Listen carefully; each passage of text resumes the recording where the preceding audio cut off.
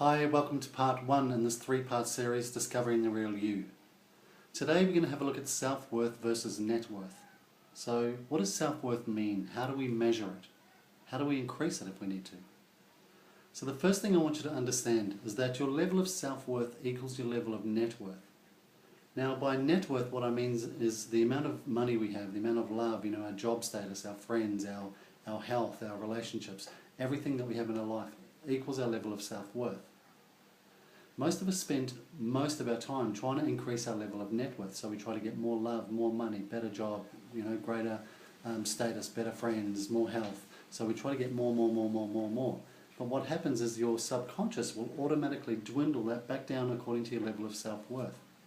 Because we vibrate at a certain frequency in our being.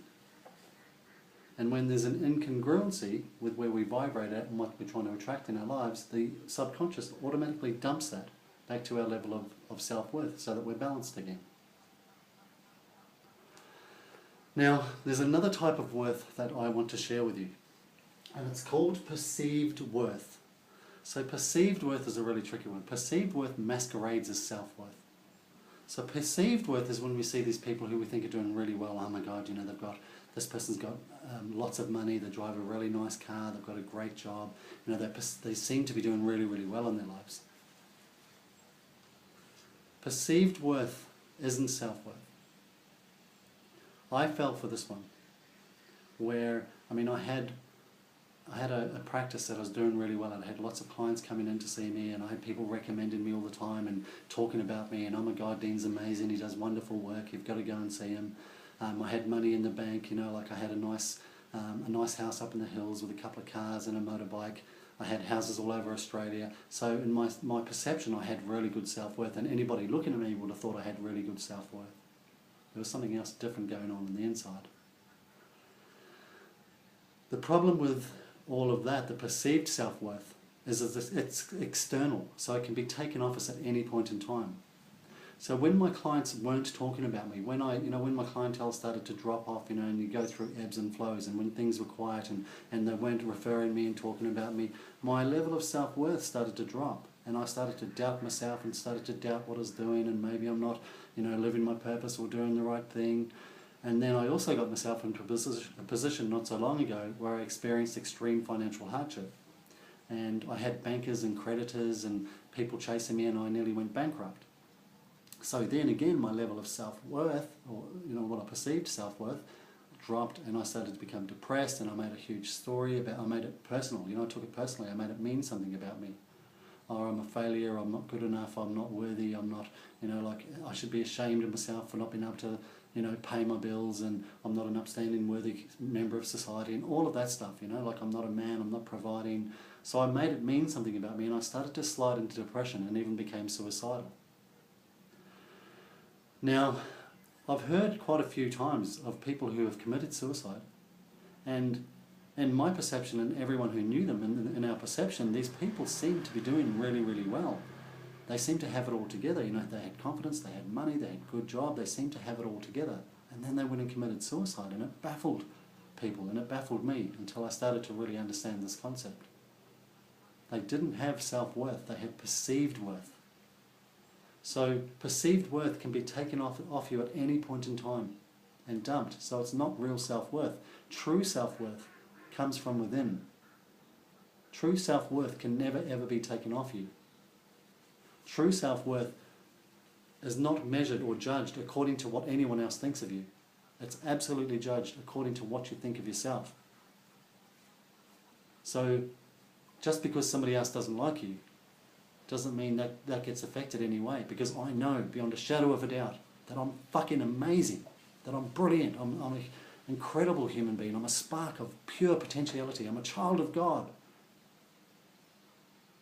Nothing can take that away from me. And I don't mean that in an arrogant or cocky, self-righteous way. I mean that as a truth, as a knowing. So what do I help clients to do? Is I help them to increase their level of self-worth so that their net worth automatically increases. So when you raise your level of self-worth, you vibrate at a different frequency. So by all the laws of physics and science, your net worth has to automatically increase. And then because that's coming from internally, it can't be taken away from you. It's not external. There's a few things that I do with clients. I'll talk in subsequent videos though about something that keeps us stuck in our level of self-worth, and it's all to do with our subconscious and our subconscious story, which keeps us repeating similar patterns and cycles in our lives. But there's a few things that I do recommend for clients, and one of them is to create a list of every single success you've ever had in your life. So write down everything, small, big, medium, whatever it is, every single success that you've ever had in your life. So go back as far as you can, learning to walk and, and talking and going to school for the first time, sports, any sporting successes, or, the fact that when you left home or you got your license, motorbike license or car license, or learned to ride a bike or drive a car for the first time. So every single success you've ever had in your life, write this down. When I did this, I was so amazed and surprised at the amount of things that I'd done that I'd just forgotten about or written off as nothing. The truth is they were real successes, and they take strength and courage and determination and all sorts of characteristics and traits in order to perform them. So that's a really cool thing to do. And another one that I get people to do is write out their love list. So do a spreadsheet, write a spreadsheet where you have your 7 different areas of life across the top, so physical, mental, spiritual, vocational, financial, social, relationships. And write those 7 areas across the top, and then down each column, I want you to write down what you bring to the table in each area. So write down, what do I bring to the table in terms of relationships? Well, I'm caring, I'm gentle, I'm compassionate, I'm thoughtful, I'm understanding. Now, write those words down. But instead of just writing them down as words on the page, what I want you to do is I want you to ground them in experience. I want you to go to a specific time in your life that you were those things. So I'll go to a specific time where, I remember where I was having a conversation with my partner. She was really upset. I grabbed her by the hand. I just listened, and I was there with her, and I acknowledged her. So at that time I was being caring, I was being gentle, I was being sensitive, I was being understanding. So what I've done is I've grounded those words in a definite experience in my life. So I've given them foundation and confirmation within. So then when somebody acknowledges me for any of those things, instead of going, oh yeah, like they're just words on a page, or they're just words, I can go, yeah, I absolutely am that. I can own it, because I know in my experience that I am that.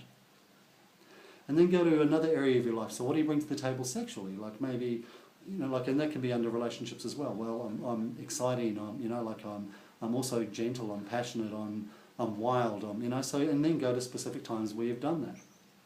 What do I bring to the table in terms of my vocation? Well, I'm dedicated, I'm hardworking, I'm intelligent, and again, specific moments. So what happens is you start to develop this love list, and you start to acknowledge yourself for all of these things that you bring to the table. Now, how do most of us talk to ourselves most of the time? Generally not so good. So you imagine for a moment there's a little child outside of you.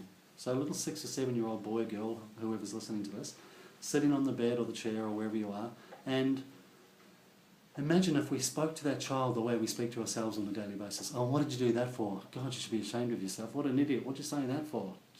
Maybe if you get that done, you'll be better. So it's berate all the time. And then how's that child going to grow up feeling? And we wonder why we feel like so low most of the time. So imagine if I was to let that child know, wow, you're incredible, wow, you're amazing. Look at look what you did there. That was really thoughtful. That was really caring. That was, so understanding. And yeah, look, like you made a mistake there, but look at the courage it took to go out and do that and put yourself out there. So if I start to acknowledge that child in positive reinforcement, how's that child going to grow up feeling? So if I do that to myself on a daily basis, what I'm doing is I'm starting to acknowledge myself. I'm starting to recognize the things that I bring to the table. Now, we already know the negative stuff, so don't worry about that. Don't write down negative stuff. We constantly remind ourselves that, in our lives most of the time. So just worry about the positive stuff for now. Another thing I get some of my clients to do is to stand in front of the mirror naked. Because what's the first thing that we look at when we stand in front of the mirror naked? It's the things that we don't like generally. I don't like that. Oh my God, I don't like that. It's our first thing our eyes go to, our focus goes to. So just put that aside for a moment. And then stand there and look at what you do like. So start to acknowledge yourself for the stuff that's great and the stuff that you love about it. Well, I've got really nice eyes, and I might not like the shape, but the size is great, I'm actually quite fit, I've got a good complexion, I've got lovely hair, I've got, whatever it is. Acknowledge yourself for the stuff that you love, and do that every single day. Again, how's that child going to feel if they start to hear that stuff as opposed to the negative stuff? So it's about starting to increase our level of self-esteem and our self-worth from the inside, so that it cannot be taken off us. So then no matter what anyone says about us or thinks about us, or if we hear people talking about us, and no matter what outside influence we get, it doesn't matter. It's not going to affect that, because we know we're amazing. Now there's another little concept that I just want to share with you really quickly, and it's the difference between illness and wellness. So in order to find the difference in something, sometimes it's helpful to find the similarities. So if we look at the similarities in these two words, the similarities are the illness. So there's illness of the similarities. So that leaves the I and the we. Now I want you to think about this in your life. When we focus on I, me, I, my, I've got to get more money, I've got to get a better job, and I'm focusing on myself and my ego and my I.